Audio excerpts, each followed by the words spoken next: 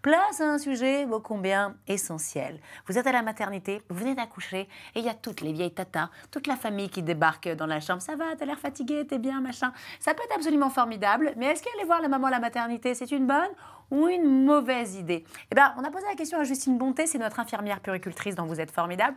Elle a son idée sur la question, elle a fait une petite vidéo. Je vous laisse la découvrir, en tout cas c'est très rigolo. Merci beaucoup Anaëlle. Merci Anne. Quand bébé naît, tout le monde veut le voir. La famille, les amis, parfois même les collègues de boulot. Une petite bouille toute neuve en même temps, ça attire. Mais ces visites à la maternité sont-elles vraiment une bonne chose? D'un côté, elles ont un impact positif. Accoucher, c'est un bouleversement physique et émotionnel.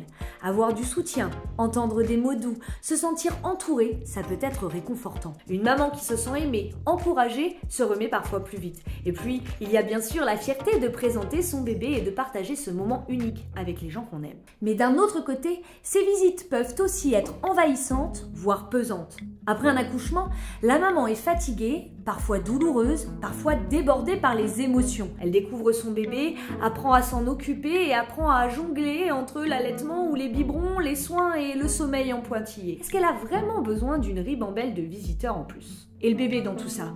Eh bien lui aussi a vécu un bouleversement. Il sort d'un cocon où tout était calme, feutré à une température idéale. À la naissance, il a besoin de douceur, de temps et de repères. Trop de stimulation, trop de bras différents, trop de bruit, ça peut perturber son adaptation à ce monde tout neuf. C'est ce qu'on appelle l'adaptation à la vie extra-utérine. On a d'ailleurs eu une expérience grandeur nature avec le Covid. Pendant des mois, les maternités ont fermé leurs portes aux visiteurs. Une épreuve bien sûr pour certains parents privés de leurs proches et une épreuve aussi pour les proches privés de visite. Mais pour d'autres, ça a été une révélation. Des mamans du monde entier ont témoigné s'être senties plus sereines, plus reposées, plus connectées avec leur bébé sans cette pression sociale des visites à gérer. Les bébés d'ailleurs aussi en ont profité. Les études montrent que durant cette période, ils reprenaient leur poids de naissance plus rapidement qu'en temps normal et que la mise en route de l'allaitement s'est faite de manière plus douce, plus rapide et plus sereine. Alors bien sûr, ce n'était pas une situation idéale, mais ça a prouvé une chose, dans ces premiers jours de vie, le calme et l'intimité sont essentiels.